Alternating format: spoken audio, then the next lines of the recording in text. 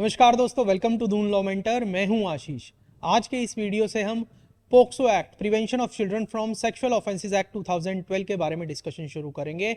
इस सीरीज के अंदर हम पोक्सो एक्ट के प्रोविजन दर प्रोविजन हर पहलू को डिस्कस करेंगे।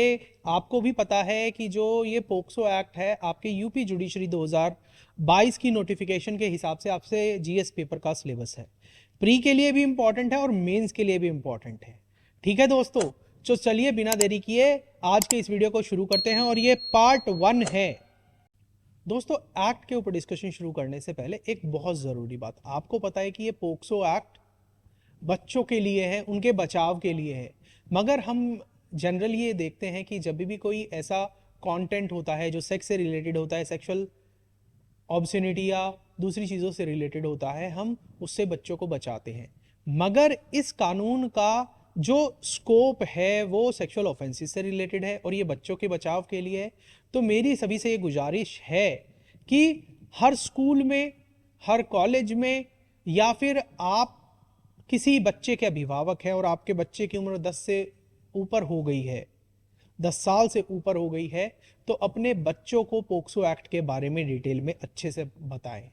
क्योंकि जब तक आप उनको पोक्सो एक्ट के बारे में नहीं बताएंगे, अगर उनके खिलाफ कोई ऐसा अपराध हो जाता है तो वो फ्रीली आपको या फिर लॉ एजेंसीज को कैसे बताएंगे।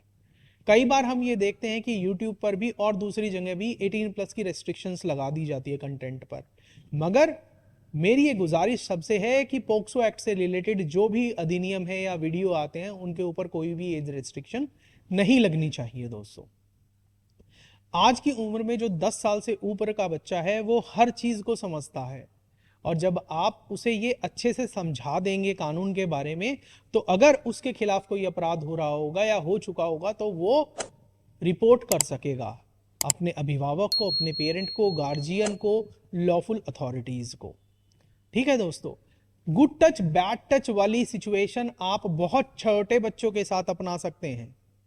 एक उम्र के बाद बच्चों को सब समझ आ जाती है, उनको हर तरीके से समझाना चाहिए।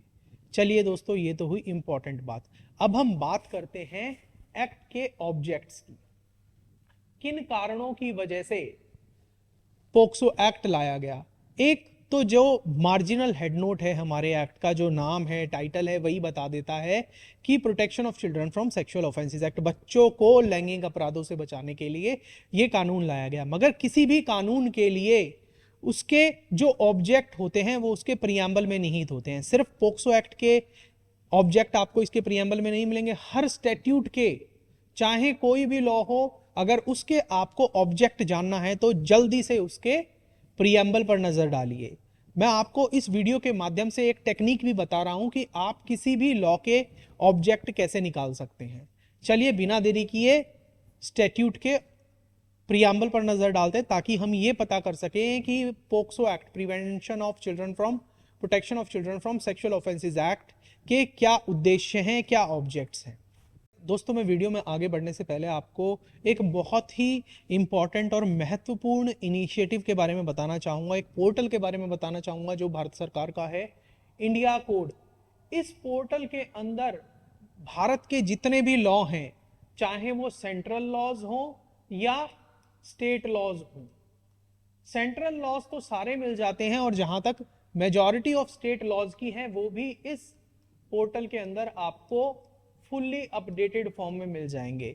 जब भी हम कोई बेयर एक्ट पढ़ते हैं फिजिकल फॉर्म में, किसी पब्लिशर से खरीदते हैं, तो उसके अंदर क्या होता है, या तो हमें अपडेटेड वर्जन नहीं मिलता, और अपडेटेड वर्जन मिल भी जाता है तो जो अपडेशन होती है, जो अमेंडमेंट होती है, वो फ्रंट में एक सप्लीमेंट की तरह ऐड कर दी जाती है और हर प्रोविजन के साथ हमें उसे जोड़कर पढ़ना पड़ता है।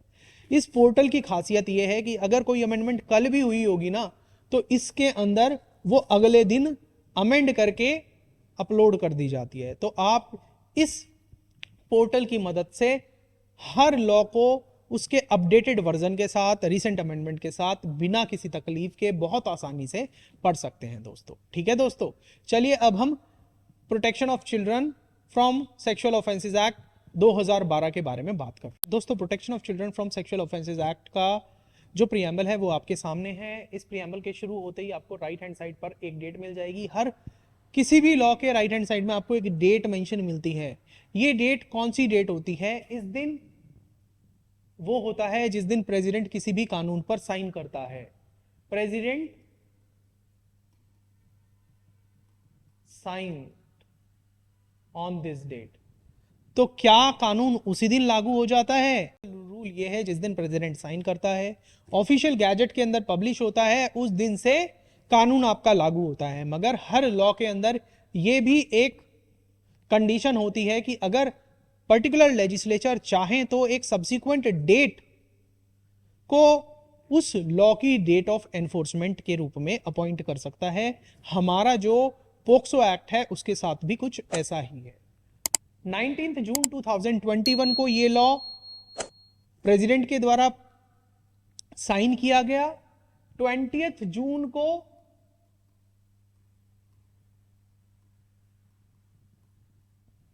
इसको ऑफिशियल गैजेट में पब्लिश किया गया, मगर ये तब भी एनफोर्स नहीं हुआ। सेक्शन 1, सरकार के पास ये पावर है कि सरकार एक सब्सिक्वेंट डेट फिक्स कर सकती है for the enactment of this act, और उसी के तहत सरकार ने इस लॉ को जो इनेक्ट किया वो कब से किया? 14 नवंबर 2012। 14 नवंबर 2012। सो दोस्तों, this is the date of the enforcement of the POCSO act. ये तो आपको इसकी एनफोर्समेंट के बारे में पता चल गया कि डेट ऑफ एनफोर्समेंट क्या है? 14 नवंबर, जिस दिन बाल दिवस के रूप में मनाया जाता है। और कौन से साल से? 2012 से ये लॉ लागू हो गया है। अब हम बात करते हैं ऑब्जेक्ट्स। अब देखिए, आपको बेयर एक्ट के प्रियम्बल पर देखते ही आपको पता चल जाएगा कि क्या ऑब्जेक्ट्स हैं। देखिए, an act to protect children from offences of sexual assault, sexual harassment and pornography. तो आपको पहला ऑब्जेक्ट मिल गया। इस लॉ का उद्देश्य क्या है? ऑब्जेक्ट क्या है? To protect the children from offences of sexual assault, sexual harassment and pornography. इन ऑफेंसेस से बच्चों को बचाना। दूसरा object, to provide for establishment of special courts for the trial of such offences. Such offences कौन से? जो अभी हमने डिस्कस किए हैं। And for matter connected therewith an incidental thereto। तो दूसरा ऑब्जेक्ट क्या मिल गया? To provide for establishment for special court for the trial of sexual assault, sexual harassment and pornography cases और ऑफेंसेस अगेंस्ट चिल्ड्रन। तो आपको ये दो ऑब्जेक्ट पता चल गए दोस्तों। अब आगे पढ़िए। Whereas clause 3 of article 3 of constitution empower the state to make special provision for children। Article 15 clause 3 संविधान का क्या कहता है कि स्टेट के पास पावर है, वो चाहे तो वुमेन और चिल्ड्रन के लिए स्पेशल प्रोविजन बना सकता है। सरकार ने उसी कड़ी के अंदर आर्टिकल 15 क्लॉज 3 के अंदर जो उसे पावर दी गई है वो उसका निर्वहन करते हुए पोक्सो एक्ट इनैक्ट किया है। तो आपका तीसरा ऑब्जेक्ट क्या हो गया? टू फॉरवर्ड द इथोस और the philosophy behind article 15 clause 3 of the constitution which provide that the legislature can make or the state can make special provisions for the children। और पोक्सो एक्ट उसी का एक हिस्सा है। तो आपके तीन ऑब्जेक्ट हो गए दोस्तों। अब आगे चलिए। Whereas the government of India has acceded on 11 December 1992 to the convention on the rights of the child। Bharat सरकार ने convention on the rights of the child को साइन किया हुआ है, और इस कन्वेंशन को साइन करने के बाद भारत सरकार की कुछ ड्यूटीज हो गई अंडर द कन्वेंशन, क्योंकि हर स्टेट पार्टी, हर कंट्री जिसने ये UN convention on the rights of the child को साइन किया है, उनको कुछ ड्यूटीज और रिस्पॉन्सिबिलिटीज का निर्वहन करना है। Adopted by general assembly of United nation which has prescribed a set of standard to be followed by all state parties securing the best interest of the child।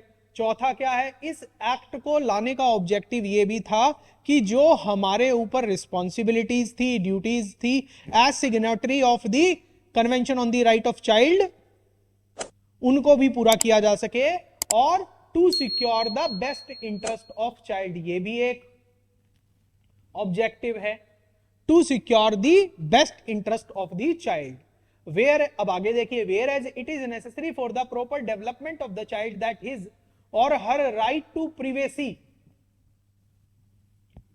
ये भी बहुत इंपॉर्टेंट है, right to privacy and right to confidentiality be protected and respected by every person by all means through all stages of judicial process involving the child. ये भी बहुत important. अब देखिए छठा क्या हो गया, to protect the right to privacy of the child, right to privacy of the child, right to confidentiality of child, right to confidentiality,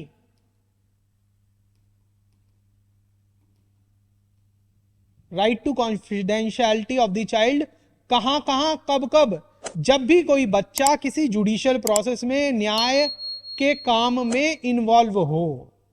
जब, अब देखिए जो पोक्सो एक्ट है वो जुडिशियल केसेस से तो रिलेटेड है कि अगर किसी बच्चे के खिलाफ कोई सेक्सुअल क्राइम होगा तो वो मैटर कोर्ट के सामने आएगा, कोर्ट उसका निपटारा करेगी। तो इस दौरान जो पोक्सो एक्ट के प्रावधान है वो इस तरीके से बनाए गए हैं कि बच्चे की प्राइवेसी और कॉन्फिडेंशियलिटी को ध्यान में रखा जाए, और इसके साथ साथ बच्चे की प्राइवेसी और कॉन्फिडेंशियलिटी का हर वो इंसान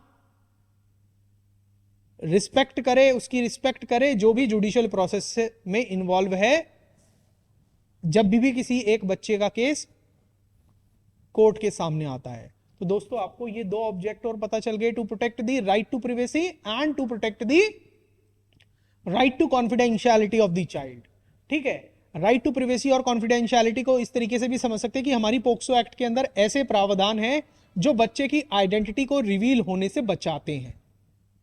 अगर कोई ना मीडिया रिवील कर सकती, ना कोर्ट कर सकती, ना कोई पार्टी कर सकती, ना कोई और इंसान कर सकता, ये जनरल प्रोविजन है पोक्सो एक्ट के। ठीक है, whereas it is imperative that law operates in a manner that the best interest of the child and well-being of the child is regarded as being paramount importance at every stage to ensure healthy physical, emotional and intellectual and social development of life।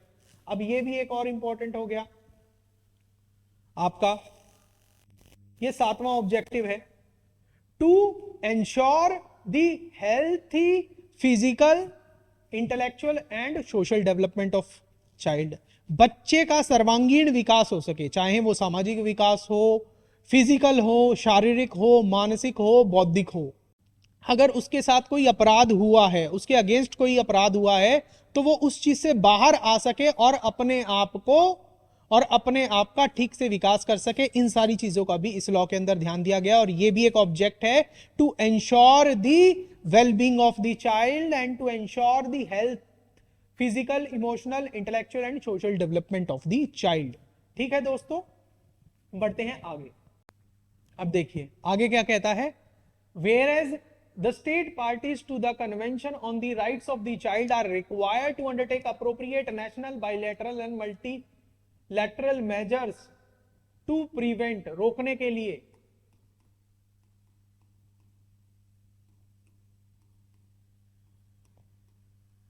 हर वो state, हर वो देश जिसने CRC convention on rights of the child को sign किया है, उसको राष्ट्रीय स्तर पर कुछ कदम उठाने पड़ेंगे, कुछ द्विपक्षीय कदम उठाने पड़ेंगे और कुछ बहुपक्षीय कदम उठाने पड़ेंगे। और पोक्सो हमारा कैसा कदम है, एक राष्ट्रीय कदम है, नेशनल स्टेप है। और किस डायरेक्शन में, to prevent inducement or coercion of child to engage in unlawful sexual activity, ताकि बच्चे के खिलाफ कोई भी इंड्यूसमेंट ना हो सके, कोअर्शन ना हो सके, और किस लिए, ताकि वो बच्चा किसी अनलॉफुल सेक्सुअल एक्टिविटी के अंदर इन्वॉल्व ना हो।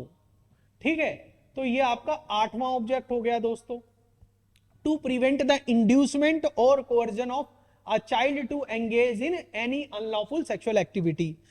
अब नौवां कौन सा होगा, to prevent the exploitative use of children in prostitution or unlawful sexual practices. ये नौवां ऑब्जेक्टिव है दोस्तों। आपको किसी बुक के अंदर इतने सारे ऑब्जेक्टिव नहीं मिलेंगे, प्रीएम्बल हमें सारी चीजें बता रहा है दोस्तों एक्ट का। बच्चों का जो शोषण हो रहा है प्रोस्टिट्यूशन के अंदर या फिर अनलॉफुल सेक्सुअल प्रैक्टिसेस के अंदर, उसको रोकने के लिए भी पोक्सो एक्ट को लाया गया है।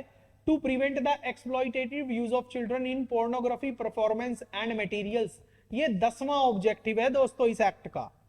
बच्चों का जो शोषण हो रहा है पोर्नोग्राफिक इंडस्ट्री के अंदर या फिर परफॉर्मेंस और मटेरियल जो अश्लील साहित्य है, अश्लील फिल्में हैं, उनके अंदर जो बच्चों का शोषण हो रहा है उसको रोकने के लिए भी पोक्सो एक्ट को लाया गया है दोस्तों। ठीक है दोस्तों, तो इस प्रियम्बल को देखने से आपको क्या पता चला? पोक्सो एक्ट के 10 ऑब्जेक्ट्स हैं दोस्तों। ठीक है दोस्तों, अब हम अपने अगले सेगमेंट की तरफ बढ़ते हैं। दोस्तों इस हिस्से के अंदर हम एप्लीकेबिलिटी ऑफ पोक्सो एक्ट की बात करेंगे और पोक्सो एक्ट की एप्लीकेबिलिटी देखने के लिए हमें section 1 of the POCSO act को डिस्कस करना पड़ेगा। अब चलिए हम सेक्शन 1 पोक्सो एक्ट का ओपन करते हैं दोस्तों section 1 of the POCSO act is on your screen. Short title, commencement and extent. This act may be called the protection of children from sexual offences act. ये तो आपको पता ही है। It extend to the whole of India. अब ये देखिए, ये एक्ट आया था 2012 में। उससे पहले हमारी लीगल पोजीशन क्या थी? जितनी भी हमारे जनरल लॉज थे उनके अंदर ये चीज रहती थी, this act extend to whole of India except the state of Jammu and Kashmir. मगर आपको ये पता है कि 2019 के अंदर 31 अक्टूबर 2019 में Jammu and Kashmir state reorganisation act आया, जिसे जम्मू एंड कश्मीर का स्पेशल दर्जा हटा लिया गया। उस वजह से क्या हुआ कि जो फॉर द लीगल पर्पजेज भी जम्मू एंड कश्मीर को एक यूनिट माना गया इंडिया के साथ। पहले क्या होता था? For legislative purposes Jammu Kashmir के अंदर अलग लॉ एप्लीकेबल होता था और बाकी के पूरे इंडिया के अंदर अलग लॉ एप्लीकेबल होते थे due to special status of the Jammu and Kashmir. जब से ये Jammu and Kashmir state reorganisation act आया है, ये देखिए 31/10/2019 उस दिन से इस लॉ के अंदर भी मॉडिफाई हो गया। इसी तरह बाकी के दूसरे लॉज के अंदर भी मॉडिफिकेशन हो गया है। It extend to the whole of India. अब आगे देखिए, it shall come into force on such date. अब ये such date as the central government may by notification in the official gazette appoint. Subsection 3 के अंदर central government के पास ये power है कि सेंट्रल गवर्नमेंट चाहे तो कोई सब्सिक्वेंट डेट को अपॉइंट कर सकती है जिस दिन से ये कानून लागू होगा। उसी कड़ी के अंदर सरकार ने 14 नवंबर 2012 को डेट ऑफ एनफोर्समेंट बना दिया। So date of enforcement of the POCSO act is 14 November 2014। जबकि प्रेसिडेंट ने साइन कब किया था? 19 जून 2012। ऑफिशियल गैजेट कब पब्लिश हुआ था? 20 जून 2012। मगर date of enforcement by virtue of section 1 subsection 3 क्या है? जिसमें केंद्र सरकार ने एक सब्सिक्वेंट डेट को इस लॉ को एनफोर्स किया और वो डेट है 14 नवंबर 2012। ठीक है दोस्तों, ये कानून लागू कब हुआ? 14 नवंबर 2012 को। ठीक है, तो इस लॉ के रिगार्डिंग जो एनफोर्सिएबिलिटी थी उसके रिगार्डिंग कुछ कंट्रोवर्सीज भी हुई, कोर्ट के सामने कुछ केसेस भी आए। इसी तरह एक केस है एम लोगोथन वर्सेस स्टेट। एम लोगोथन वर्सेस स्टेट 2016 मद्रास हाईकोर्ट का केस है दोस्तों। इस केस के अंदर क्या हुआ था कि सेशंस कोर्ट के सामने एक ऐसा केस आया जिसके अंदर बच्चे के ऊपर सेक्सुअल असॉल्ट हुआ था। Date of commission of offence क्या थी? 29 सितंबर 2012। Date of commission of offence, date of offence 29 सितंबर 2012। मगर यह कानून कब आया? 14 नवंबर 2012। इस केस के अंदर सेशंस जज ने क्या किया? जो अभियुक्त था उसको पोक्सो एक्ट के अंदर कन्विक्ट कर दिया और उसको स्ट्रिंजेंट सजा दे दी, ना कि उसको नॉर्मल पीनल लॉ आईपीसी के अंदर सजा दी। मतलब कानून आने के पहले ही उसको इस लॉ के तहत सजा दे दी। जब अपील हुई, मद्रास हाईकोर्ट के सामने केस आया, तो मद्रास हाईकोर्ट ने जो ये सेशन जज ने पनिशमेंट सुनाई थी उसको वायलेटिव पाया। किसके? X post facto law doctrine के, और वो हमारे आर्टिकल 20 क्लॉज 1 ऑफ कॉन्स्टिट्यूशन के अंदर निहित है। Protection of the x post facto law, protection against x post facto law, protection against x post facto law.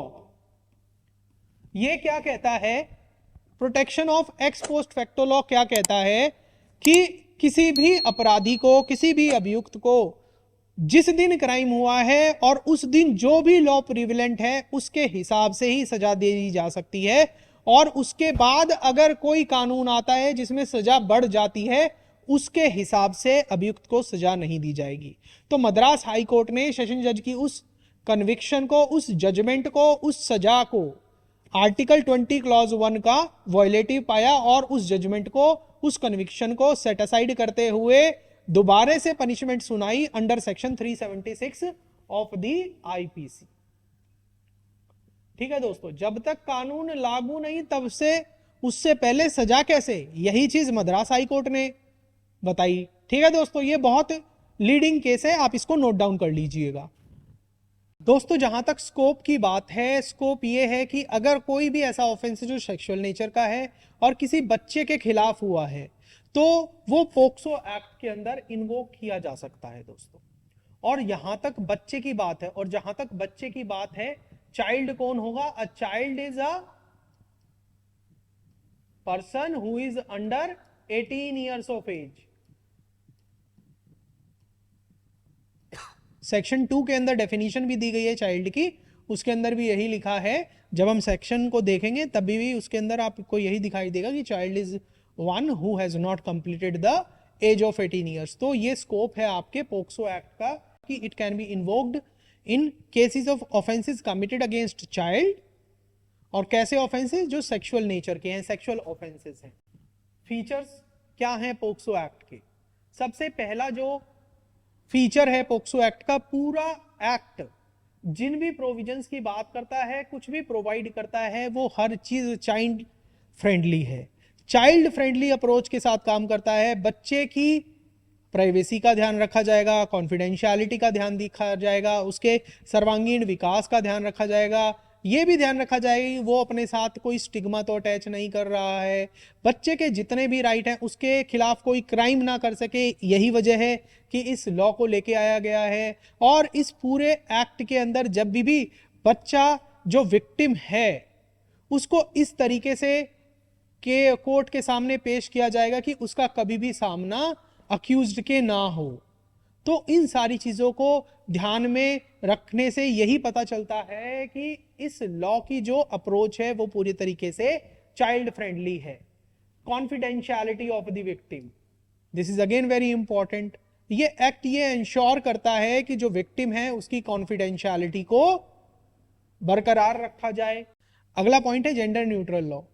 ये कानून कब आया? पोक्सो एक्ट 2012 में। ठीक है, और इससे पहले अगर बच्चों के खिलाफ कोई सेक्सुअल नेचर का क्राइम होता तो हमारे पास जनरल लॉ था। अगर किसी के साथ पेनिट्रेटिव सेक्सुअल असॉल्ट हुआ है, मतलब कोई ग्रेव सेक्सुअल असॉल्ट हुआ है, तब उस सिचुएशन के अंदर हमारे पास क्या था प्रोविजन? सिर्फ 375 था, और 375 के अंदर सिर्फ फीमेल चाइल्ड ही इन्वॉल्व कर सकते थे हम as a victim. Male child as a victim cover नहीं हो सकता था। जब ये 2012 के अंदर जो ये हमारा कानून आया पोक्सो एक्ट, इसका पर्पस यही था कि बच्चा जो 18 साल से कम उम्र का है, चाहे वो मेल है या फीमेल है, अगर उसके खिलाफ कोई सेक्सुअल नेचर का ऑफेंस होता है तो इस लॉ के अंदर वो कवर होगा। ठीक है दोस्तों, it provides gender neutral laws. Mandatory reporting of the cases, अगर किसी के सामने कोई ऐसे ऑफेंस की नॉलेज आती है, उनके सामने कोई ऐसा क्राइम होता है जो बच्चों के खिलाफ सेक्सुअल नेचर का है, तो उनकी ड्यूटी है कि वो लॉफुल अथॉरिटीज को बताएं। चाहे या तो वो आप गार्जियन भी हो सकते हैं, पेरेंट भी हो सकते हैं, स्कूल में टीचर भी हो सकते हैं, पड़ोसी भी हो सकते हैं, मीडिया भी हो सकता है। अगर किसी के सामने किसी ऐसे अपराध की इंफॉर्मेशन आती है या नॉलेज आती है, उनको नॉलेज से पता चलता है कि कोई ऐसा अपराध हुआ है जो पोक्सो एक्ट के अंदर आया, किसी बच्चे के खिलाफ सेक्सुअल नेचर का क्राइम हुआ है, तो उनकी ड्यूटी है, उनकी रिस्पॉन्सिबिलिटी है, ये मैंडेटरी रिपोर्टिंग उनको करनी पड़ेगी पुलिस को regarding the commission of the crime. Speedy disposal of cases, जो अगला फीचर है इस एक्ट का वो ये है कि स्पीडी डिस्पोजल ऑफ केसेस, केसों का जल्दी से जल्दी त्वरित निपटारा हो सके। ये कानून ये प्रावधान भी प्रोवाइड करता है कि जब भी कोई केस पोक्सो एक्ट के अंदर इंस्टीट्यूट किया जाएगा तो उसका निर्धारण, उसमें जो जजमेंट आए वो तय सीमा, समय सीमा के अंदर आए। ठीक है दोस्तों, अगला है स्पेशल कोर्ट। ये कानून स्पेशल कोर्ट के एस्टेब्लिशमेंट की भी बात करता है। जो कोई भी अगर केस पोक्सो एक्ट के अंदर इंस्टीट्यूट होगा तो वो सिर्फ स्पेशल कोर्ट ही देखेगी। Stringent punishment, normal penal law से कठोर सजा का प्रावधान ये पोक्सो एक्ट करता है। Burden of proof on the accused, generally क्या होता है, एविडेंस लॉ के हिसाब से अगर कोई क्राइम हुआ है तो इसके अंदर प्रोसिक्यूशन के ऊपर बर्डन ऑफ प्रूफ रहता है कि accused has committed this particular crime beyond reasonable doubt. Accused के अलावा किसी ने ये क्राइम नहीं किया। मगर पोक्सो एक्ट के अंदर थोड़ा सा ये डिफरेंस है बर्डन ऑफ प्रूफ के रिगार्डिंग कि प्रोसिक्यूशन के ऊपर बर्डन नहीं है। बर्डन ऑफ प्रूफ किसके ऊपर है, एक्यूज्ड के ऊपर, कि उसको ये प्रूव करना पड़ेगा कि मैंने ये क्राइम नहीं किया है। अगर प्रोसिक्यूशन की तरफ से एलिगेशन आई है, किसी केस का इंस्टीट्यूशन हुआ है कि so and so has committed the crime, a specific crime under the POCSO act, तो बर्डन ऑफ प्रूफ उस एक्यूज्ड के ऊपर है, उसको प्रूव करना पड़ेगा कि मैंने ये क्राइम नहीं किया है। ठीक है दोस्तों, तो इसके साथ ये जो इंपॉर्टेंट फीचर्स थे आपके पोक्सो एक्ट के कंप्लीट होते हैं। दोस्तों इस हिस्से के अंदर हम जनरल प्रिंसिपल्स की बात करेंगे जिनके तहत इस पोक्सो एक्ट को बनाया गया है और जिनको ध्यान में रखते हुए इस पोक्सो एक्ट को बनाया गया है। पहला ऐसा प्रिंसिपल है right to be treated with dignity. बच्चे की जो डिग्निटी का राइट है उसको एंश्योर करते हुए, उसको ध्यान में रखते हुए पोक्सो एक्ट को बनाया गया है। राइट अगेंस्ट डिस्क्रिमिनेशन, बच्चे के खिलाफ जो भी डिस्क्रिमिनेशन हो उसको रोकने के लिए, चाहे वो सेक्स से रिलेटेड हो या किसी और चीज से रिलेटेड हो, उसको रोकने के लिए भी इस कानून को बनाया गया है। Right to life and survival, बच्चे के राइट टू लाइफ को इंश्योर करने के लिए और उसके सर्वाइवल के राइट को इंश्योर करने के लिए ये पोक्सो एक्ट लाया गया है। राइट टू बी इन्फॉर्म्ड, बच्चे या उसके गार्जियन को हर स्टेज पे जुडिशियल प्रोसेस के इंफॉर्मेशन होनी चाहिए उनके केस से रिलेटेड, उनको ध्यान में रखते हुए पोक्सो एक्ट के प्रावधानों को रचा गया है। दोस्तों राइट टू प्राइवेसी पे हम अभी डिस्कस कर चुके हैं। Right not to be harmed, बच्चे के खिलाफ कोई क्राइम ना हो सके, उन सारी चीजों को ध्यान में रखते हुए जो ये पोक्सो एक्ट बनाया गया, ये जनरल प्रिंसिपल है जिनके ऊपर पोक्सो एक्ट को बनाया गया है। तो दोस्तों इसी के साथ हमारा जो पोक्सो एक्ट है उसका पार्ट 1 कंप्लीट होता है। अगर आपको वीडियो अच्छा लगा तो लाइक करके दोस्तों के साथ शेयर कर दीजिए। चैनल को सब्सक्राइब नहीं किया तो सब्सक्राइब कर लीजिए। अगला हिस्सा जो पार्ट 2 का आएगा उसमें अब हम हर प्रोविजन को, प्रोविजन दर प्रोविजन पोक्सो एक्ट को डिटेल में डिस्कस करेंगे। आपके यूपी जुडिशरी के मेंस एग्जाम और प्री एग्जाम को ध्यान में रखते हुए इसकी पढ़ाई कराई जाएगी आपको। चलिए मिलता हूं मैं आपसे अगले वीडियो में दोस्तों। Thank you.